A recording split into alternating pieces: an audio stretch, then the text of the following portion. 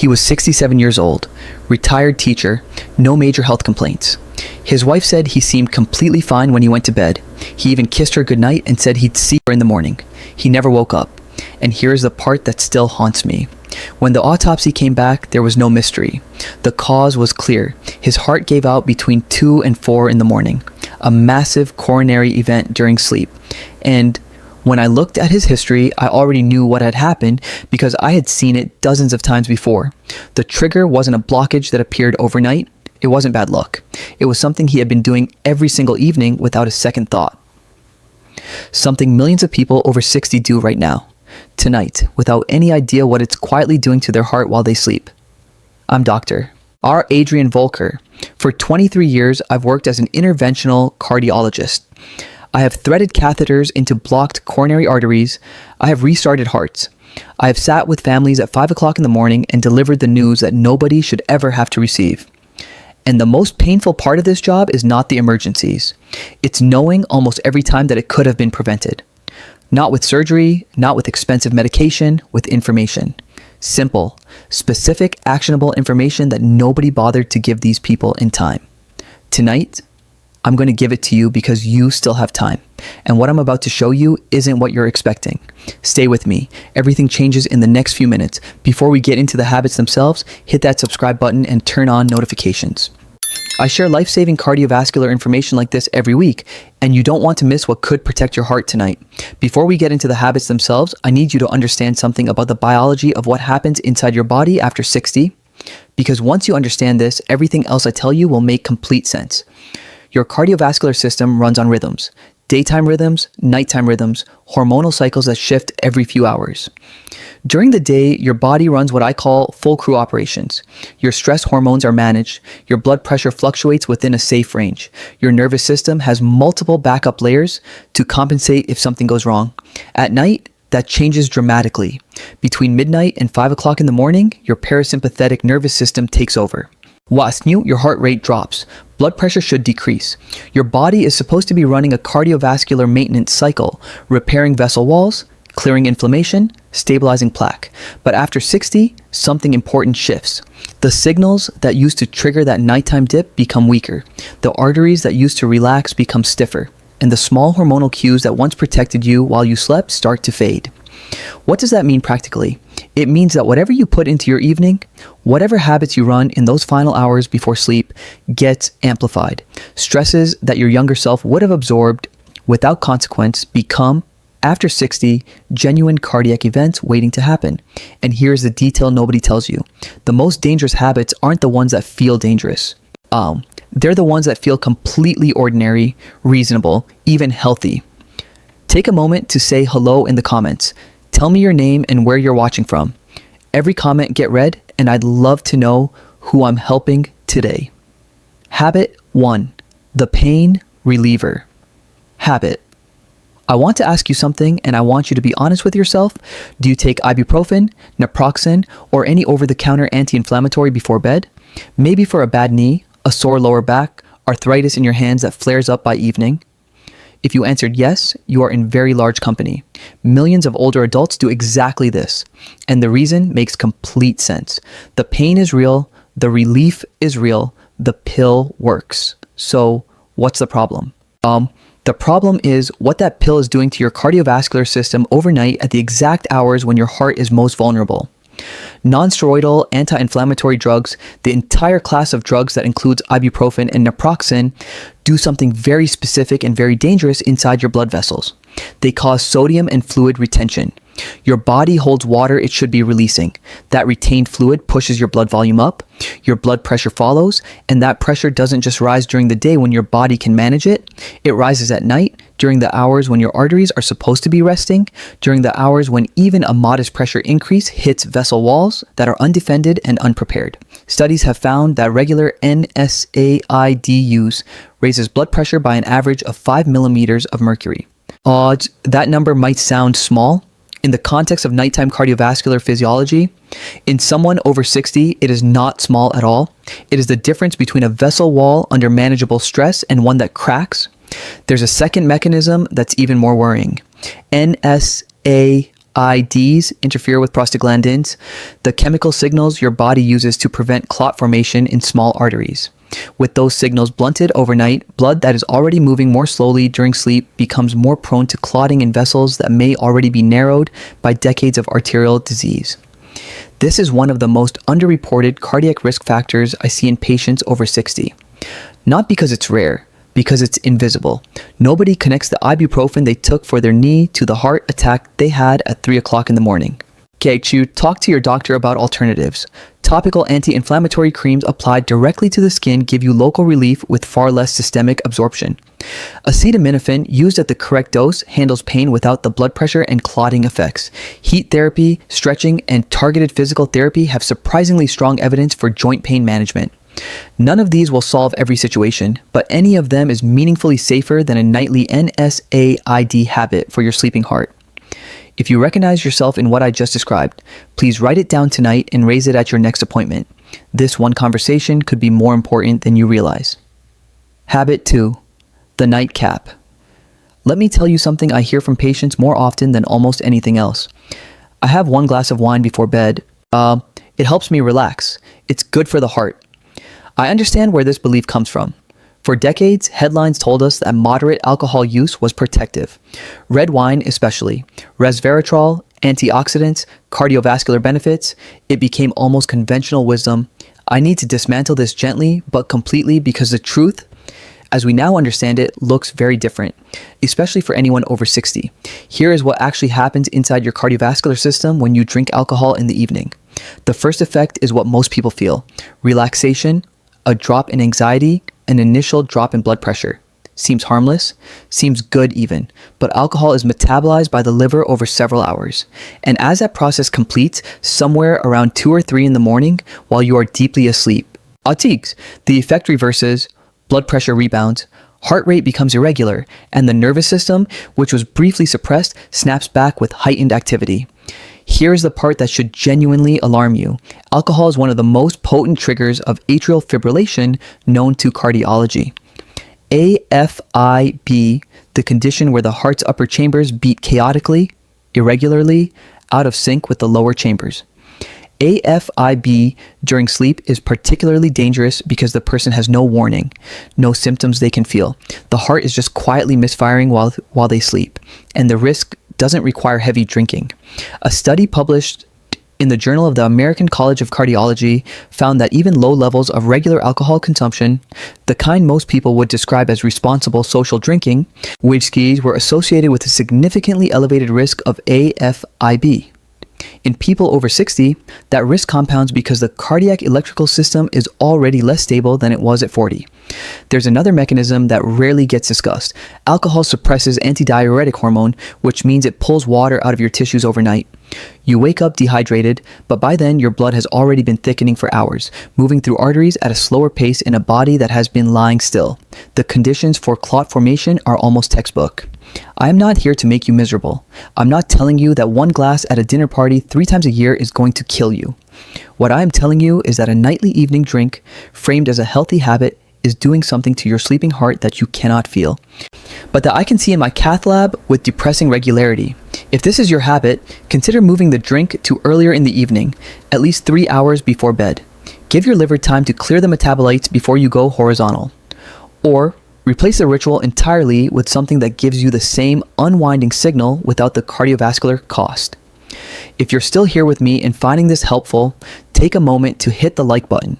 It lets me know you're getting value from this, and it helps YouTube show this video to more people who need to see it. Habit 3. What you watch before sleep. This one I know will surprise you because it doesn't sound like a cardiac issue at all. Tell me something. What did you watch before bed last night? The news? A true crime documentary? A tense drama? A political debate you stumbled into on social media? I ask every patient that question now, and I've started asking it because of something I've seen too consistently to ignore. Here is the physiology. Your body cannot distinguish between a genuine threat and a perceived emotional threat. When you watch something frightening, enraging, or deeply distressing, your brain activates the same stress response as if you were physically in danger. Cortisol surges, adrenaline spikes, your heart rate elevates, blood vessels constrict. Now, if this happens at noon, your body clears the stress hormones within 30 to 45 minutes and returns to baseline. You go on with your day and you're fine. But if that cortisol spike happens at 10:30 at night, 20 minutes before you try to sleep, something very different occurs. Your nervous system, which was supposed to be transitioning into parasympathetic nighttime mode, gets hijacked, the cortisol peak lingers, your blood pressure, which was supposed to dip during the early hours of sleep, instead stays elevated or climbs further. And your heart, rather than slowing into its overnight recovery rhythm, stays running at a pace it shouldn't. In patients over 60, this matters more than most people realize. Because that nighttime blood pressure dip, the one your body is supposed to take automatically, is already less reliable than it was at 40. You don't need extra interference. There's a specific pattern I want you to watch for in yourself.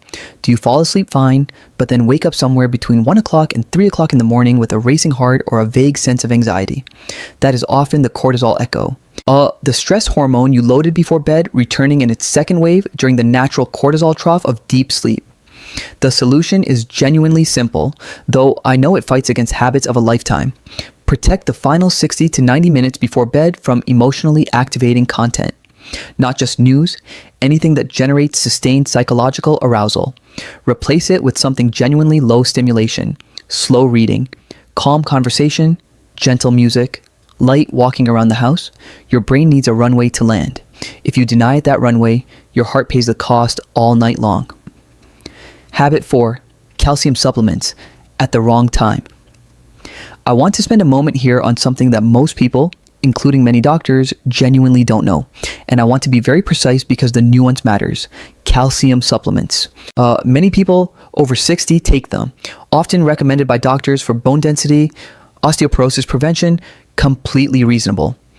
I'm not here to tell you to stop taking calcium. I'm here to tell you that when you take it matters, and that a specific pattern of calcium supplementation has been linked in multiple large studies to increased arterial calcification and cardiovascular risk. Here is the mechanism. When you take a high-dose calcium supplement without adequate magnesium balance, without vitamin K2 to direct the calcium toward bones rather than vessel walls, and in a body that is already in a relatively inactive nighttime state, excess calcium that cannot be absorbed into bone tissue has to go somewhere, and in susceptible individuals, it begins to deposit in the soft tissues in the arterial walls.